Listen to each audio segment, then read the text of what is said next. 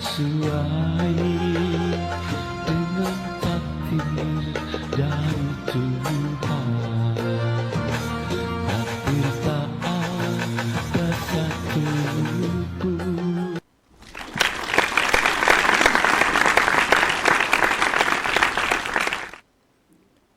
Bismillahirrahmanirrahim. Pemirsa tercinta yang dirahmati oleh Allah Tuhan yang Maha Esa. Bersua kembali di kanal Hikmatologi, serial monolog sederhana mengajak diri kita masing-masing berpikir dengan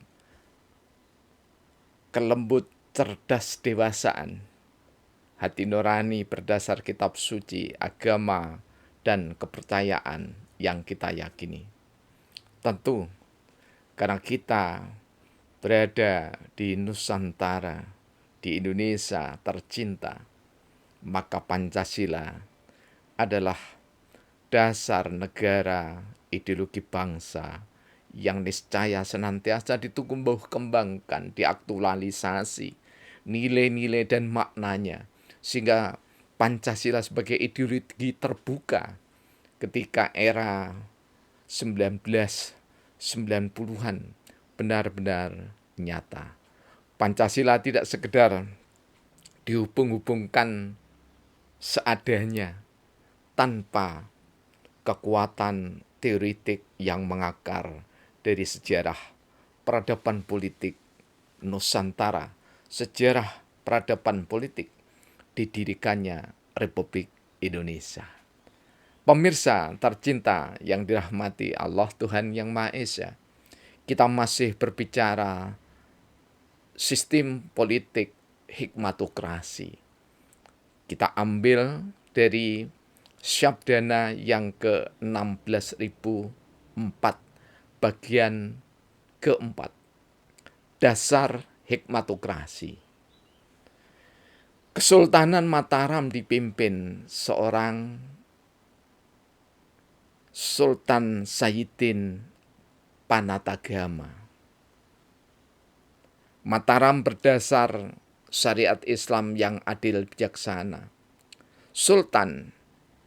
Kesultanan dipimpin oleh hikmat kebijaksanaan dalam wilayah negaranya.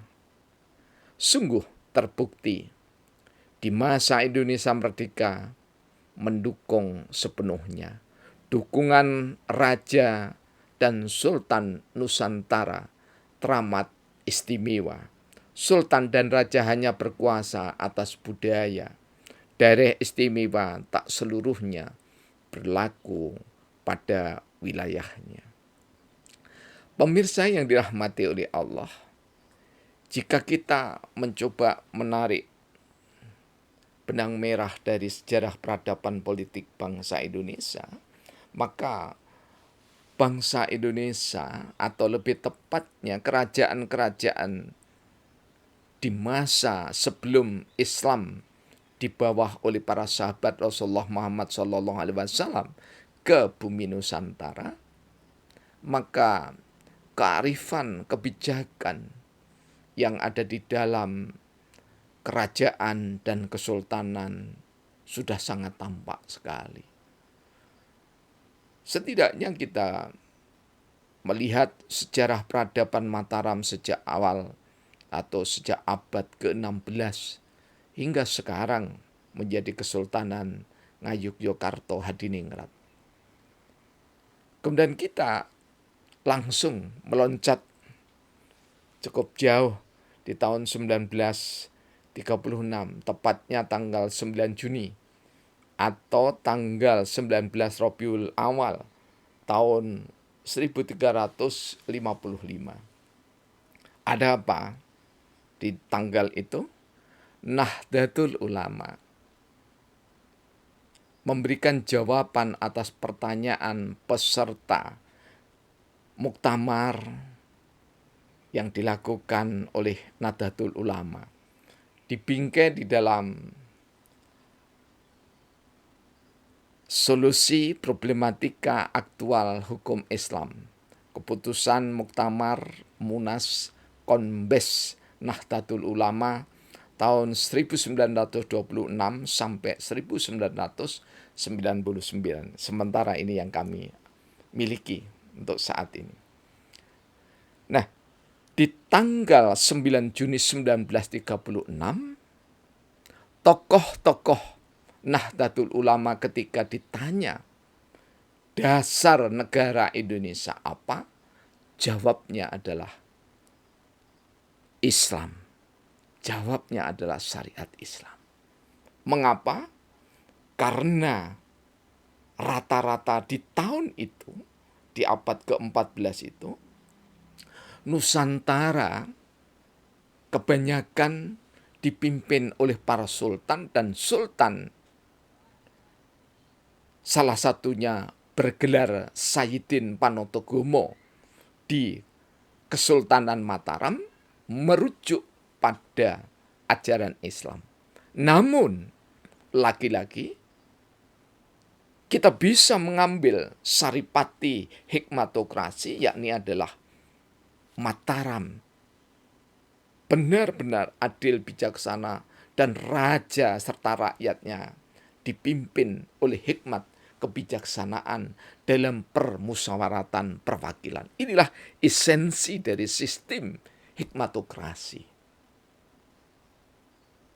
Pemirsa, Mataram berdasar syariat Islam, kemudian bentang benderanya merah, ada bulan sabit, di sampingnya ada keris yang disilangkan sedemikian rupa, menunjukkan bahwa peradaban politik Kesultanan Mataram dan insya Allah kesultanan-kesultanan yang lain sampai dengan Ternate dan yang lainnya benar-benar memanfaatkan, menerapkan, mengejawantahkan asas musyawarah mufakat. Lebih dari itu, ketika Indonesia merdeka, maka serta-merta kerajaan-kerajaan yang ada di Nusantara, kesultanan-kesultanan yang ada di Nusantara tidak ditaklukkan oleh pemerintah Indonesia yang ada di Batavia atau Jakarta maupun yang ada di Yogyakarta ketika itu. Semua raja, ratu, sultan, saeyek saekoproyo memiliki rasa kebersamaan untuk bergabung di dalam negara Indonesia. Jadi kalau kita cari akar demokrasi, benar-benar tidak kita dapatkan di dalam sejarah peradaban politik di Indonesia. Karena kalau demokrasi, maka raja-raja setidaknya mengadakan pemilihan suara. Kemudian diambil voting sebagai salah satu puncak mahkota demokrasi. One man, one vote. Setiap manusia satu suara. Bahkan ada gium, ada semboyan yang begitu disakralkan. Vox populi, vox Dei. Suara rakyat adalah suara Tuhan. Sungguh pendustaan pada Alkitab, Al-Quran, Tipitaka, Samaveda, Bhagavad Gita, dan yang lainnya. Karena esensi dari ajaran kearifan yaitu hikmat yang ditorehkan sebanyak 222 di dalam Alkitab, Taurat, Zabur, Injil. Kemudian 29 kali disebutkan di dalam Al-Quran. Saling melengkapi.